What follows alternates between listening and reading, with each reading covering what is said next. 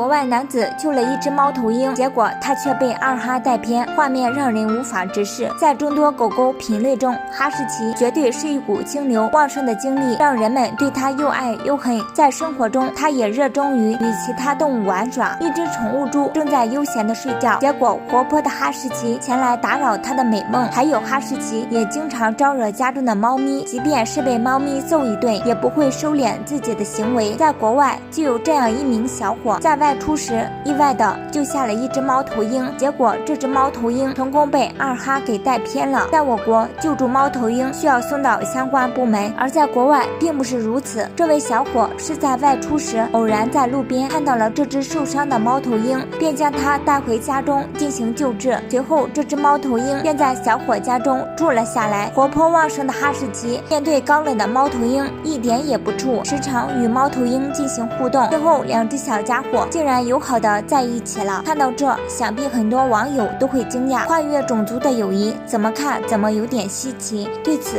大家是如何看待的？